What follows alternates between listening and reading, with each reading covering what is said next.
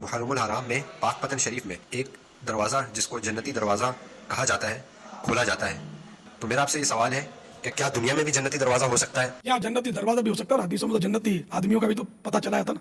ہر نبی جنتی ہے یقینی طور پر. پھر صحابہ کرام 10 صحابہ مشہور ہیں جن کو جنت کی بشارت بزبان رحمت عالمیان صلی اللہ تعالی علیہ وآلہ وسلم دی گئی.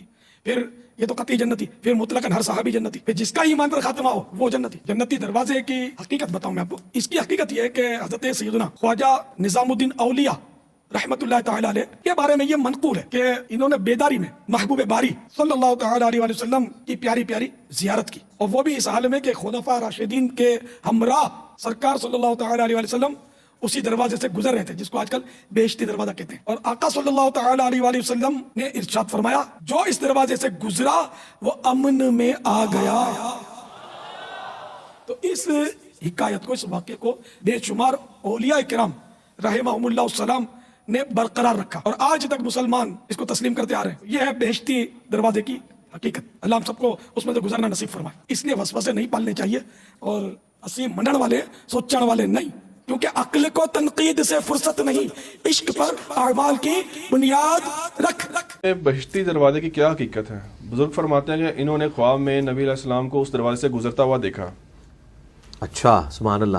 تو نبی علیہ السلام نے جب اشری تھانوی صاحب کے خواب میں آ کے دیوبند مدرسے کی بنیادیں کھینچی تھی تو انہی پاک پتن والوں نے دیوبند مدرسے کو نبی علیہ السلام کا مدرسہ کیوں نہیں باندھ لیا؟ دیوبند کا جو سالانہ 7 سالہ جشن تھا, حضرت رحمۃ اللہ علیہ کے ساتھ میں بھی وہاں حاضر ہوا.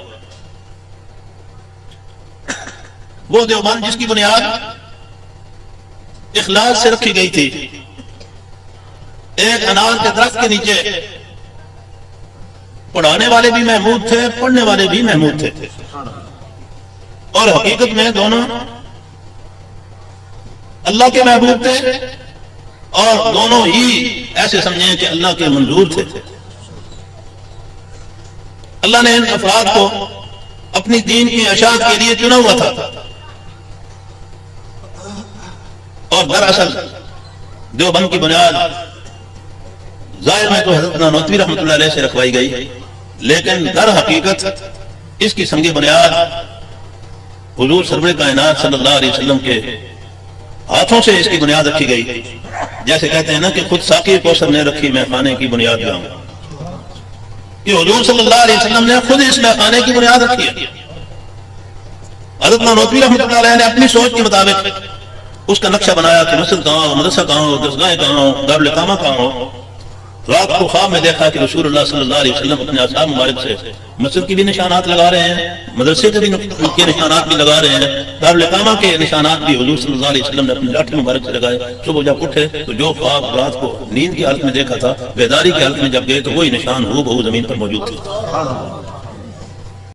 نبی علیہ السلام کو خواب میں دیکھنا یہ نہیں, میرا کلپ ہے خواب میں دیدار مصطفیٰ صلی اللہ علیہ وآلہ وسلم کی حقیقت. لاکھوں لوگ یوٹیوب پہ دیکھ, اس میں میں نے یہ پوری کی پوری ڈیٹیلز بتائی ہیں.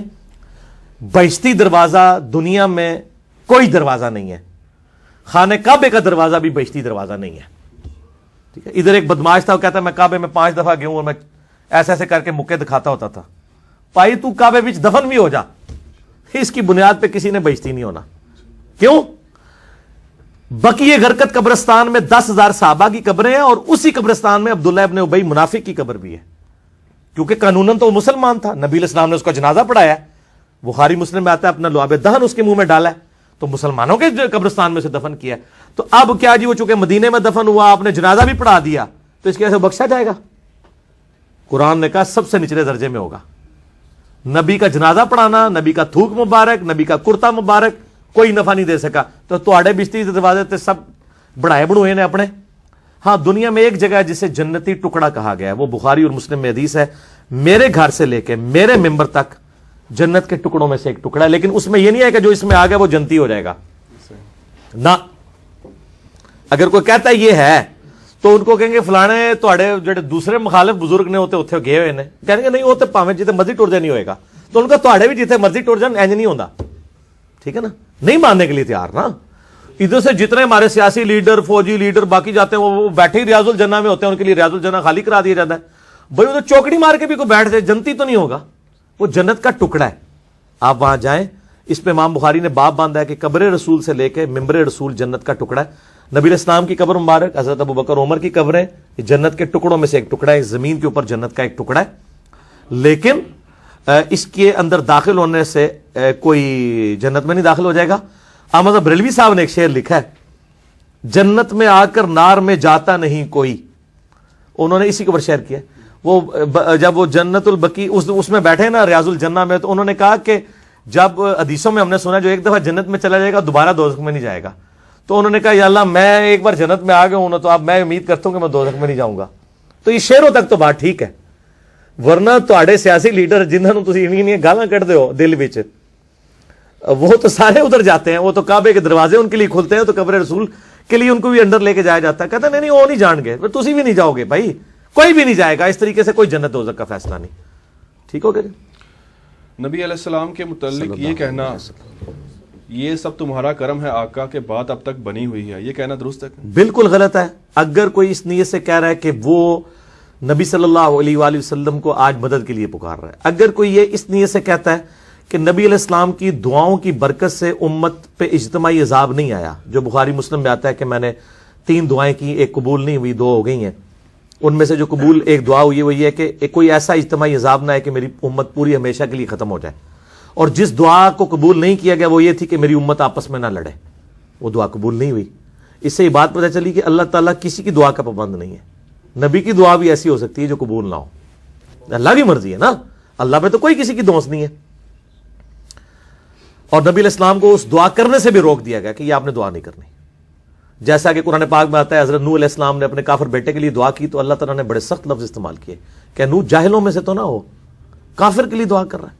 پھر انہوں نے توبہ کی، قرآن پاک میں ان کی توبہ بھی نقل ہوئی. ٹھیک ہو گیا. تو اس طریقے سے اس معنوں میں کوئی لیتا ہے. لیکن ابھی ظاہر ہے چونکہ ہم جس معاشرے میں اس میں تو وہ کچھ اور ہی کہہ رہے ہوتے ہیں، وہ ھذا من فضلی ربی کے اگینسٹ کہہ رہے ہوتے ہیں. ھذا من فضلی ربی کہنا چاہیے. نبی علیہ السلام نے ان چیزوں سے منع فرمایا. یہ سخت گستاخ ہیں جو لوگ یہ باتیں کر رہے ہیں. کیونکہ ایک صحابی نے ابو داؤد میں ابن ماجہ میں حدیث ہے، شریک القادی مدلس ہیں لیکن سما کی تصریح سنن الکبریٰ البیہقی میں، ایک صحابی نے آپ علیہ السلام کو سجدہ کیا. آپ نے فرمایا سر اٹھائیے، کیا کر رہا ہے؟ ان کا میں نے کوفے میں لوگوں کو ہیرا نامی شہر میں دیکھا کہ وہ اپنے سردار کو سجدہ کرتے ہیں، ہم نے بہتر سمجھا کہ آپ کو کرے. آپ نے فرمایا صلی اللہ علیہ وآلہ وسلم اگر میں سجدہ جائز سمجھتا تو بیویوں سے کہتا کہ اپنے خاوندوں کو سجدہ کریں اس حق کے سبب جو اللہ نے ان کو دیا ہے. اور اس میں یہ بھی الفاظ ہیں جب میں فوت ہو جاؤں گا تو میری قبر سے گزرو گے، کیا قبر پہ بھی سجدہ کرو گے؟ ان کا نہیں. تو فرمایا مجھے کیوں کر رہے ہو؟ آپ علیہ السلام کو انہوں نے آگے سے مطلب یہ تو نہیں کہا عشق کے چلے نمبر لائے گئے عقل والے اونچے ہی عمرہ گالیاں. ٹھیک ہے نا جی. وہ آگے سے کہہ سکتا تھا کہ حضرت آدم کو بھی تو سجدہ کیا تھا فرشتوں نے، یا رسول اللہ کیا ہوا اگر آپ کو کر لیا؟ آج کا بندہ ہوتا تو یہ آرگومنٹس رکھتا. احمد بریلوی صاحب نے شعر کہا ہے، سر سوئے روزہ جھکا پھر تجھ کو کیا، دل تھا ساجد نچ دیا پھر تجھ کو کیا.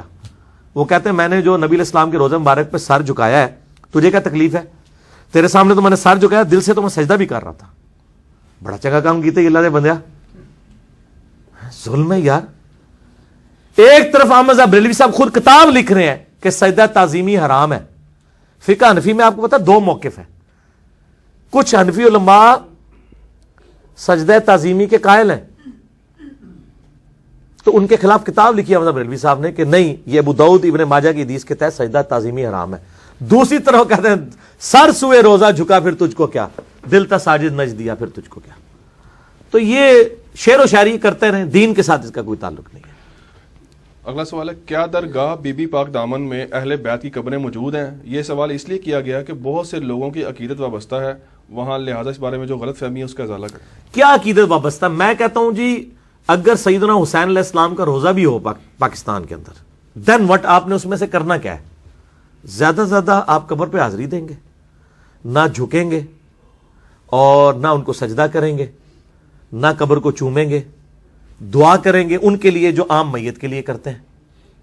رہا صلاۃ والسلام پڑھنا، وہ تو ہر میت کے اوپر آپ کہتے ہیں. صحیح مسلم میں حدیث ہے السلام علیکم اہل الدیار من المؤمنین والمسلمین. آپ وہاں جا کے السلام علیکم یا جو ہے وہ ابا عبداللہ حسین ابن علی یہ کہہ لیں، اسی کا فرق پڑتا ہے.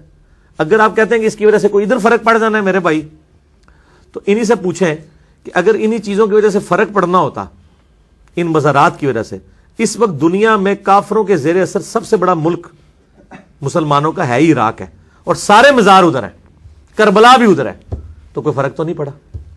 تو بی بی پاک دامن کے مزار سے کوئی فرق تو نہیں پڑ جانا, ٹھیک ہے نا. باقی یہ تاریخی سوال ہے, ہمیں نہیں پتا کہ ہے یا نہیں ہے, نہ اس سے کچھ نکلنا ہے. ہم نماز میں محمد اور آل محمد صلی اللہ علیہ وآلہ وسلم پر درود پڑھ رہے ہیں, وہ جہاں جہاں دفن ہے, بخاری مسلم کے الفاظ ہیں, تمہارا درود و سلام ان تک پہنچ جائے گا, پہنچ رہا ہے, دیٹس آل.